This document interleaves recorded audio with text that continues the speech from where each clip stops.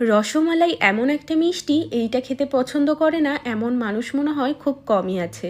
রসমালাই খেতে যতই ভালো লাগুক না কেন, বাড়িতে বানাতে গেলে কিন্তু একটু হলেও ভয় লাগে যদি ঠিকঠাক তৈরি না হয়।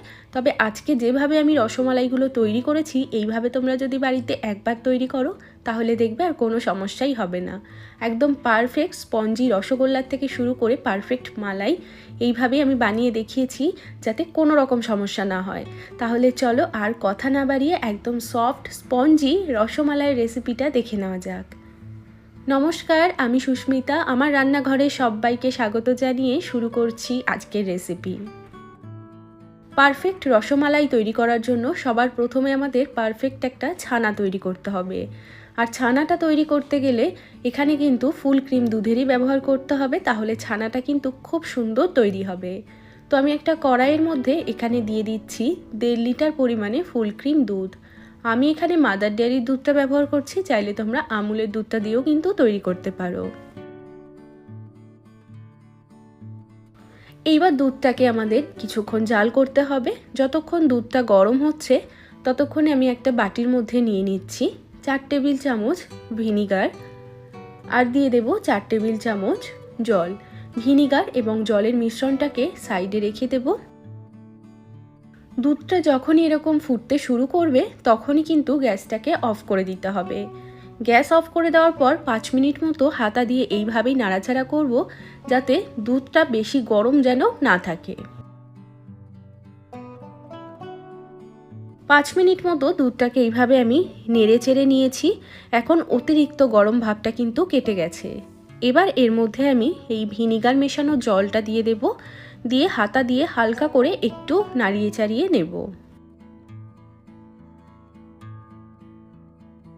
2 থেকে 3 বারে এই ভিনিগার মেশানো জলটা আমরা মেশাতে থাকবো, আর হালকা করে হাতা দিয়ে এইভাবে একটু নাড়িয়ে দেব। তো কয়েক সেকেন্ডের মধ্যেই দেখতে পাবে যে দুধের থেকে এরকম ছানা কেটে গেছে এবং একটা হালকা নীল জল কিন্তু ছেড়ে দিয়েছে। এখন সাথে সাথে আমাদের এই ছানাটার থেকে জলটা ঝরিয়ে নিতে হবে। একটা সুতির পাতলা কাপড়ের মধ্যে আমি এই ছানাটাকে ছেঁকে নিচ্ছি। ছানাটাকে নেওয়ার পর এবার এর মধ্যে অল্প অল্প করে জল দিয়ে ছানাটাকে একটু ধুয়ে নেব, যাতে ভিনিগারের টক ভাবটা সম্পূর্ণ কেটে যায়। তো ছানাটাকে এইভাবে ঠান্ডা জল দিয়ে আমি ভালো করে ধুয়ে নিয়েছি। এখন এইভাবে ছানাটাকে আমাদের কাপড়ের মধ্যেই ভালো করে শক্ত করে রেখে দিতে হবে, যতক্ষণ না পর্যন্ত পুরো জলটা ছানার থেকে বেরিয়ে যাচ্ছে। সব থেকে ভালো পদ্ধতি হলো এর উপরে ভারী একটা কিছু দিয়ে চাপা দিয়ে মোটামুটি ঘন্টাখানেকের জন্য ছেড়ে দিলে অতিরিক্ত জলটা বেরিয়ে যাবে, আর ছানাটাও কিন্তু একদম পারফেক্ট তৈরি হবে। তো এখানে আমি 1 ঘন্টার জন্য ছানাটাকে কিন্তু জল ঝরিয়ে নিয়েছি। তো দেখো কতটা পরিমাণে জল কিন্তু বেরিয়েছে। এবার এই ছানাটাকে আমি একটা থালার মধ্যে ঢেলে নেব।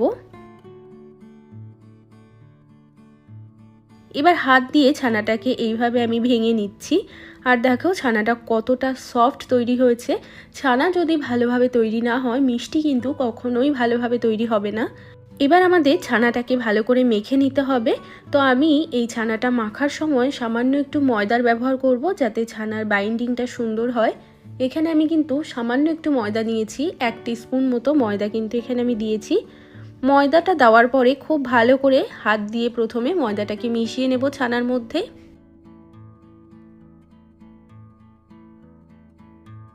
তারপর আমাদের হাতের এই অংশটা দিয়ে ভালো করে ডলে ডলে 3 থেকে 4 বার এইভাবে ছানাটাকে ভালো করে মেখে নিতে হবে।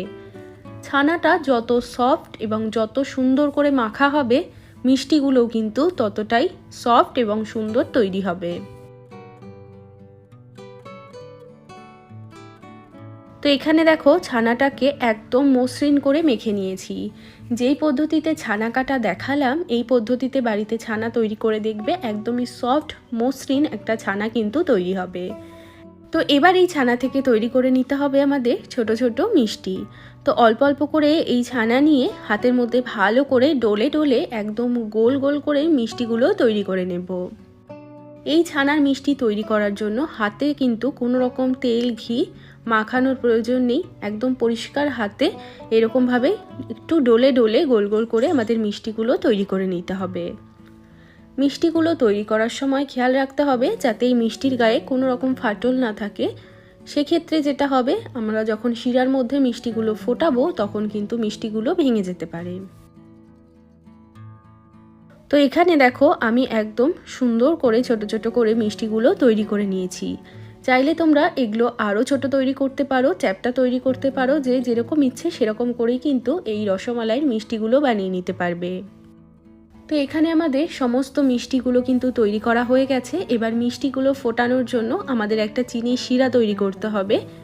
এর জন্য আমি কড়াইয়ের মধ্যে দিয়ে দিচ্ছি 2 কাপ পরিমাণে চিনি, আর তার সাথে দিয়ে দেব 4 কাপ পরিমাণে জল।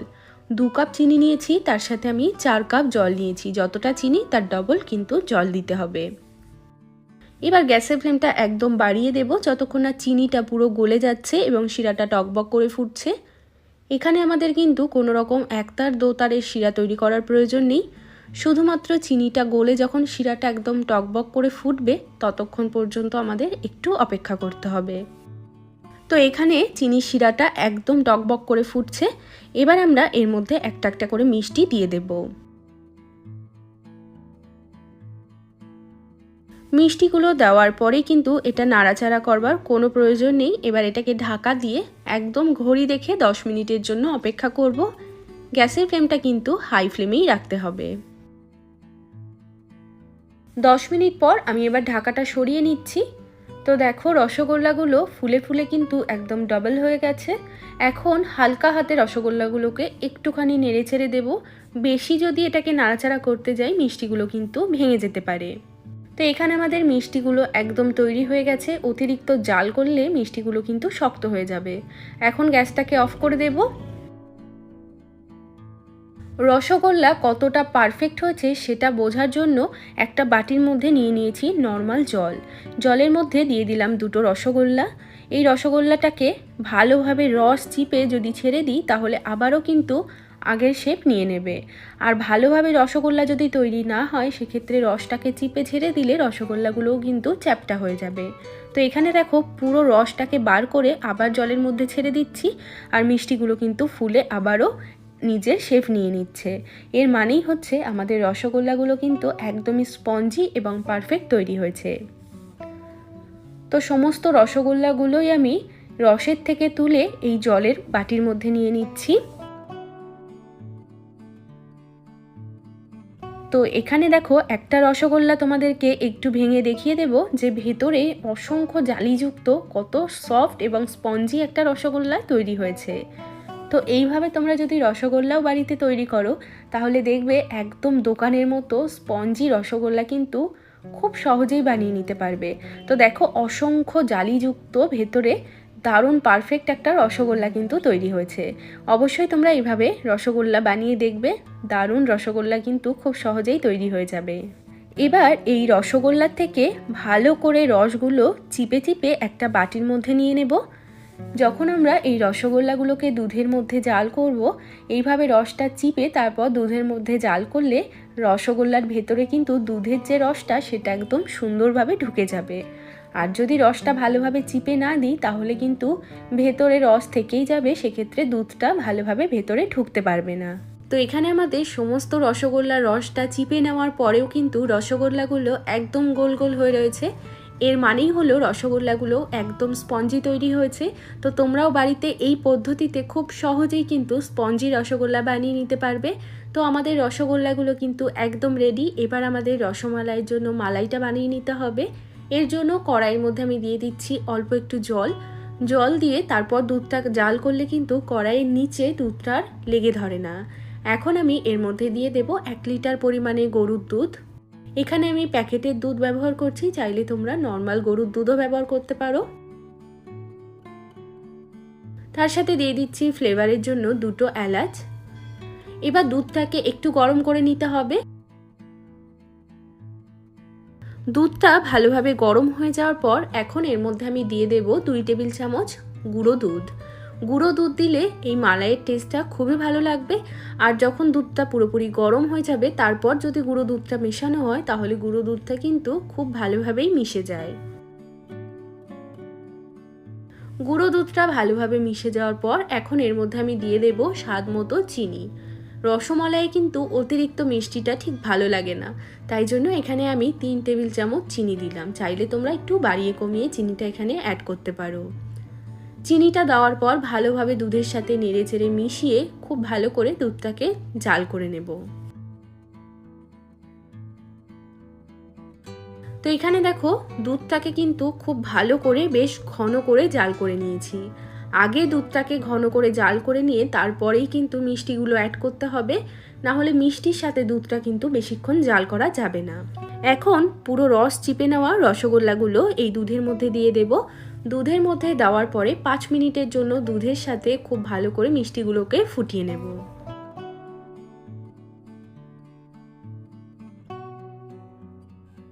তো 5 মিনিটের জন্য রসমালাইটাকে জাল করে নিয়েছি। এর থেকে বেশি জাল করলে কিন্তু মিষ্টিগুলো ভেঙে যাবে।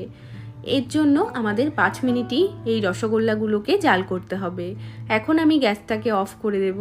আর এই রসগোল্লাগুলোর ভেতরেও কিন্তু একদম পারফেক্টভাবে এই মালাইটা ঢুকে গেছে, আর রসগোল্লাগুলোও কিন্তু ফুলে ফুলে আবারও ডাবল হয়ে গেছে। তো এই পদ্ধতিতে তোমরা যদি বাড়িতে রসমালাই তৈরি করো তাহলে কিন্তু খুব সহজেই রসমালাই কিন্তু তৈরি হয়ে যাবে। আর এই রসমালাই দোকান থেকে আমরা অনেক দাম দিয়ে কিনে খাই, বাড়িতে খুব কম খরচাতেই কিন্তু এইরকম সুন্দর রসমালাই তৈরি করে নিতে পারবে। রসমালাই আমারও ভীষণ প্রিয়, তোমরাও অবশ্যই এইভাবে রসমালাই বানিয়ে দেখবে। আশা করব রসমালাই বানাতে আর কোনো রকম সমস্যাই হবে না। তো আজকের এই রসমালাইয়ের ভিডিওটা তোমাদের কেমন লাগলো সেটা কিন্তু অবশ্যই আমাকে একটা লাইক বা কমেন্টের মাধ্যমে জানাবে। তোমাদের লাইক এবং কমেন্ট পড়তে আমার কিন্তু ভীষণ ভালো লাগে। আর আজকের ভিডিও ভালো লেগে থাকলে অনুরোধ রইল আমার চ্যানেলটিকে সাবস্ক্রাইব করে নেওয়ার জন্য। আর সবাই ভালো থাকবে, সুস্থ থাকবে। আবারও আমি চলে আসবো অন্য কোনো রেসিপির সাথে। আজ এ পর্যন্তই, টাটা।